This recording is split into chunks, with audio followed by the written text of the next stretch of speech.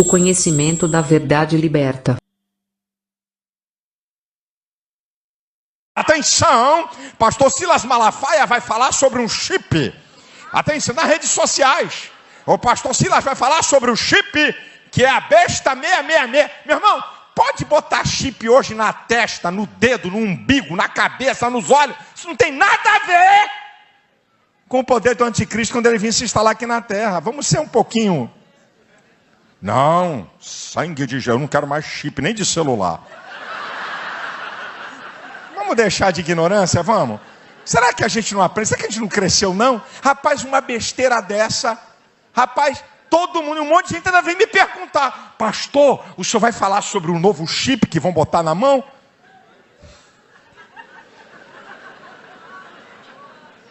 Eu tenho tempo para perder com besteira?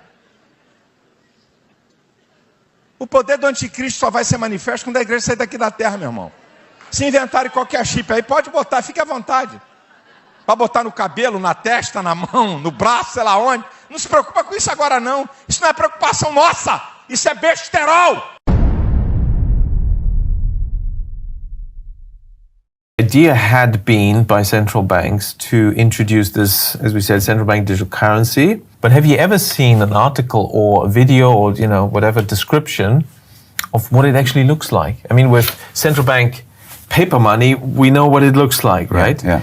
Bank digital currency, we know, and we've used it ourselves. We know what it looks like. But what does central bank digital currency look like?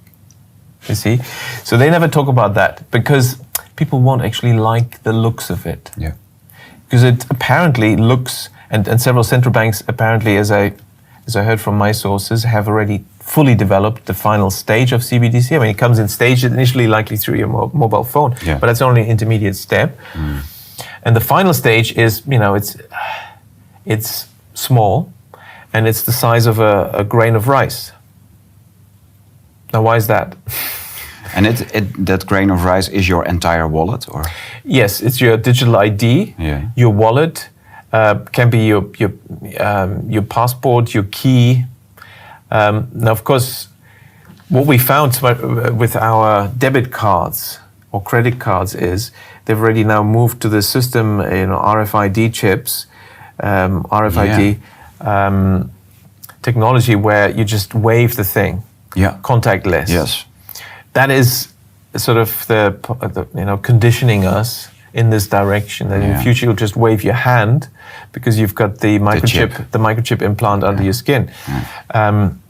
And because and each step there's a rational reason. It's easier just to wave this, isn't it? It's much faster because we always have to wait in the queues as everyone types in their numbers and all that. So just wave it, it's quicker.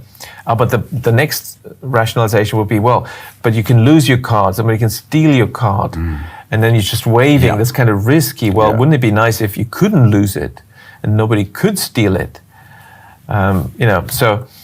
But it's clear that that's it is almost a step too far for a lot of people because it is a violation of human dignity to actually inject something like that under the skin. So that's where you need some more persuasion. Yeah.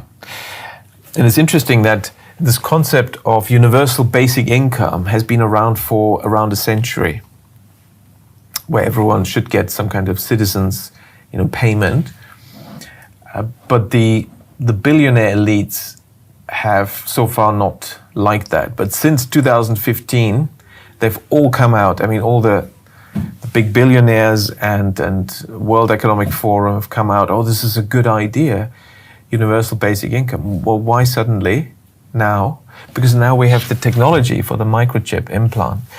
And so in 2017, Bill Gates came out and said that universal basic income is a good idea, but it's too early to introduce it. Now, what was still missing? So we had the technology for the microchip implant, but what was missing was the digital ID hadn't been introduced. Now, this is where this whole COVID agenda had become very useful.